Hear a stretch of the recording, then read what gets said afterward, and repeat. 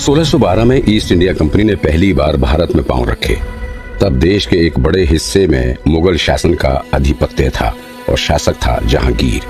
यहाँ से पहली बार कारोबारी रिश्ते की शुरुआत कर ईस्ट इंडिया कंपनी पूरे भारत पर हुकूमत करने लगी। लेकिन 1857 के विद्रोह के बाद हुकूमत सीधे ब्रिटिश राज के हाथ में चली गई। लेकिन पूरे 200 साल की अंग्रेजी हुकूमत के बाद देश को आजादी मिली।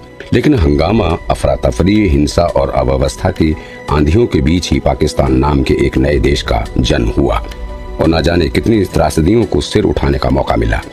14-15 अगस्त 1947 को भारत का विभाजन हुआ, जिसके परिणाम स्वरूप भारत और पाकिस्तान दो अलग अलग देशों के साथ अस्तित्व में आए।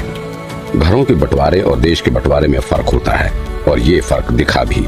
भारत और पाकिस्तान का विभाजन इतना दर्दनाक था कि आज तक भी कई लोग जिन्होंने इसे झेला है, उनकी आंखें आज भी विभाजन के नाम पर भर आती हैं। बंटवारे का सबसे ज्यादा असर कश्मीर, पंजाब, बंगाल और सिंध के हिंदू और मुस्लिम पर पड़ा। बताया जाता है कि जिस समय भारत को आजादी मिली उस वक्त लगभग 5 लाख लोगों से ज्यादा की मौतें हुई और कई हजार लोगों को अगवा किया गया। मंजर इतना खौफनाक हो चला था कि उस समय न केवल मारकाट हुई बल्कि कई महिलाएं भी बलात्कार का शिकार बनी। हजारों घर उजड़ गए, कई बच्चे अनाथ हो गए। आंकड़ों के अनुसार 1 करोड़ से भी ज्यादा लोग शरणार्थी बन चुके थे।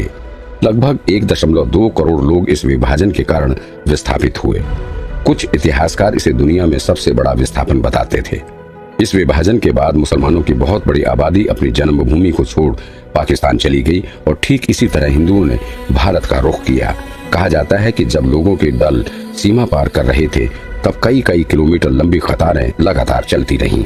आजादी के सुनहरे भविष्य के लालच में देश की जनता ने विभाजन का जहरीला घूंट पी तो लिया, पर इस सवाल का जवाब आज तक नहीं मिल पाया कि क्या भारत का बंटवारा इतना ही जरूरी था। आखिर ऐसे क्या कारण थे जिनकी वजह से देश 2 टुकड़ों में बंट गया। क्या वो ब्रिटेन की छलपूर्ण नीति थी या मुस्लिम लीग की फूट नीति? भारतीय जनता में था दृढ़ता और सामर्थ्य का अभाव, या फिर कांग्रेस ने निभाई थी गैर जिम्मेदाराना भूमिका? क्या गांधी जी की अहिंसा ने निभाई विभाजन में अहम भूमिका, या कोई और समूह था इसके लिए जिम्मेदार? आखिर क्यों हिंदू मुसलमान एक साथ नहीं रह सके? और जब देश त्राहिमाम की स्थिति झेल रहा था तो क्या कर रहा था देश का शीर्षस्थ नेतृत्व?